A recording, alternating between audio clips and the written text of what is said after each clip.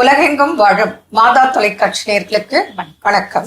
இந்த நிகழ்ச்சியில கண்டிப்பா பெண்களுக்கு உடல் ரீதியாக பிளஸ் மன ரீதியாக பாதிப்பு ஏற்பட்டு என்னென்ன நோய்கள் வர இன்னைக்கு வந்துட்டு இருக்கு, அதுல மக்கள் பாதிச்சிருக்காங்க பெண்கள், அதை பத்தி நம்ம பேசலாம். ஜென்ரலா பெண்கள் அப்படின்னா பிறந்ததுல இருந்து அவங்க உயிர் வாழும் வரை பெண்களுக்கே உரிய நோய்கள், பாதிப்புகள், அதை பத்தி நம்ம பேசலாம். கண்டிப்பாங்க. ஃபர்ஸ்ட் இதுல பாருங்க, சின்ன வயசு பிள்ளைங்கள்ல இருந்தே நம்ம கேர்ள்ஸ் கணக்கு எடுக்கிறோம் அப்படின்னா ஃபர்ஸ்ட் பாத்தீங்கன்னா பிரைமரி அமினோரியா அப்படிம்பாங்க. பிள்ளைங்க 18 வயசாயிருக்கும், 17 வயசாயிருக்கும், ஏன் 20 வயசாயிருக்கும், 30 வயசு கூட ஆயிருக்கும், ஏஜ் அட்டனே பண்ணி இருந்திருக்க மாட்டாங்க.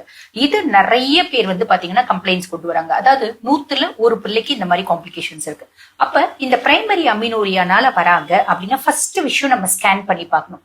ஸ்கேன் பண்ணி அவங்களுக்கு கர்ப்பப்பை போதுமான வளர்ச்சி இருக்கா, அதே மாதிரி முட்டைப்பை ஓவரீஸ் அப்படின்னு சொல்லுவாங்க, அது வளர்ந்திருக்கா, சினைப்பை, அந்த சினைப்பை வளர்ந்திருக்கா அப்படின்னு பாக்கணும். நிறைய பேருக்கு பாருங்க, நம்ம ஸ்கேன் பண்ணி பாக்குறோம் அப்படின்னு போது அதுல ரூடிமெண்ட்ரி யூட்ரஸ் அண்ட் ஓவரீஸ் அப்படிம்பாங்க.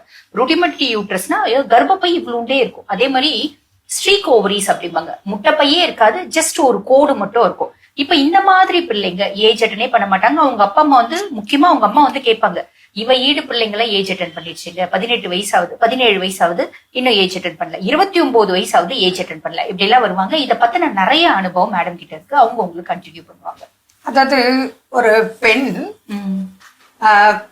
அவங்களோட அப்பா கூட்டிட்டு வர்றாரு, எங்கெங்கயோ அவங்க ஸ்கேன் பண்ணி பார்த்திருக்காங்க, எல்லா இடத்துலயும் நீங்க சொன்ன ப்ராப்ளம் இருக்கு, அந்த ரிப்போர்ட் கொடுத்திருக்காங்க. இருந்தாலும் இவங்களுக்கு நம்பிக்கை இல்லை. இவங்க என்ன நினைக்கிறாங்க, அப்படி எல்லாம் இருக்காது, ஏன்னா மனசுல அவங்களுக்கு அந்த பிரச்சனையை ஏத்துக்கக்கூடிய மனசு இல்ல. நம்ம பெண்ணுக்கு போய் இப்படி இருக்குமா, இருக்காது அப்படின்னு சொல்லிட்டு அவரு ரொம்ப நம்பிக்கையோட இருந்திருக்காங்க. அப்போ மாதா டிவில நம்ம ப்ரோக்ராம் பார்த்துட்டு இங்க போய் நம்ம கிளியர் பண்ணிக்கலாம் அப்படின்னு நம்பிக்கையோட வந்தாரு. சரி, ரிப்போர்ட்லாம் நான் பார்த்தேன். அப்ப தெரியுது குறைபாடு இருக்கிறது தெரியுது. அவர் என்ன நினைக்கிறாரு, பொண்ணு வளர்ந்துருச்சு, படிச்சிருக்கா, நல்ல வேலைக்கு போறா, நல்லா சம்பாதிக்கிறா, நல்லா அழகா இருக்கா, புத்திசாலி, திறமசாலி, எல்லாமே இருக்கு, இதுக்கு ஒரு திருமணம் செய்து கொடுத்துடலாம் அப்படின்ற எண்ணத்துல அவரு செக்அப்க்கு கூட்டிட்டு வர்றாரு. ரிப்போர்ட்டை பார்த்தா அவர் பல இடத்துல பல வருடத்துல பார்த்த ரிப்போர்ட்ல எல்லாம் இந்த ப்ராப்ளம் இருக்கு.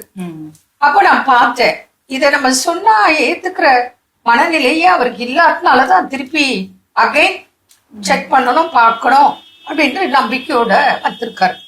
சரி, ஓகேன்னு சொல்லிட்டு நான் என்ன பண்ணேன், இங்க லோக்கல்ல திரும்பி அவரு வெளியூர் திரும்ப அவருக்கு செக் பண்ண சொல்லி எல்லாம் எழுதி கொடுத்து ஸ்கேன் பண்ணி எல்லாம் வந்தோடனே, ஐயா இது பழைய ரிப்போர்ட், இப்போ அட் பிரசன்ட் இவங்க உடல்ல உள்ள எப்படி இருக்குன்ற பொசிஷன் நமக்கு இந்த டெஸ்ட்ல கண்டுபிடிச்சிடலாம். இப்போ என்ன நிலைமையில இருக்கு அப்படிங்கறத இப்ப லேட்டஸ்ட் ரிப்போர்ட் நம்ம பார்த்து உங்களுக்கு சொல்றேன்.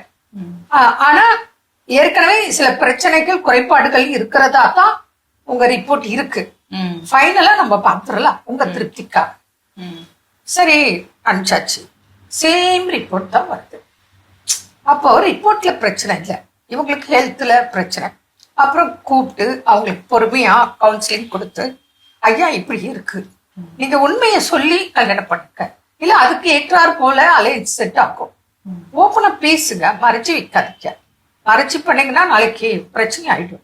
அதை விட எங்க பொண்ணுக்கு இப்படி இருக்கு, அதுக்கு தகுந்த மாதிரி நீங்க அலைன்ஸ் பார்த்து பண்ணுங்க அப்படின்னு சொல்லி அவரை கூல் படுத்துறதுக்கு எனக்கு ½ டே ஆச்சு. ஏன்னா அவங்க எதிர்பார்ப்பு, ஆசைகள் நேச்சுரலா இருக்கிறது தான்.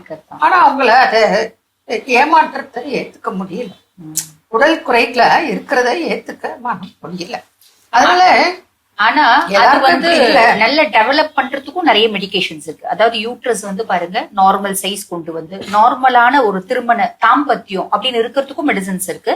அந்த மாதிரி ட்ரீட் பண்ண முடியும். ஃபர்ஸ்ட் இந்த மாதிரி கவுன்சிலிங் எல்லாம் கொடுத்துட்டு அதுக்கப்புறம் ட்ரீட் பண்ணாங்க. அது நீங்க சொல்லுங்க. இது போல கண்டிஷன்ல சில பேஷண்ட் வெரி ரேரா நமக்கு வராங்க, வெரி ரேர் தான், வருஷத்துல ஒரு பேஷண்ட் அப்படி வராங்க. ஏன்னா பிரச்சனையே வெரி ரேர் தான், யாரோ ஒருத்தருக்கு தான் இந்த மாதிரி ஃபேஸ் பண்றாங்க. அதுக்கும் ட்ரீட்மெண்ட் இருக்கு. அப்போ கொஞ்சம் அவங்களுக்கு கர்ப்பப்பை வளர்ச்சிக்கும் சினைப்பை வளர்ச்சிக்கும் பூஸ்ட் பண்ணி ட்ரீட்மெண்ட் கொடுத்து அதுக்கப்புறம் IVF போல கன்சீவ் ஆகிறதுக்கு அவங்களுக்கு வாய்ப்புகள் இருக்கு. அந்த முயற்சியை செய்து அப்படித்தான் நம்ம பிரச்சனையை சால்வ் பண்ண இருந்தது. அதனால இது போன்ற பிரச்சனைகள் பெண்களுக்கு ஜெனரலா வெரி ரேரா வர்றது உண்டு.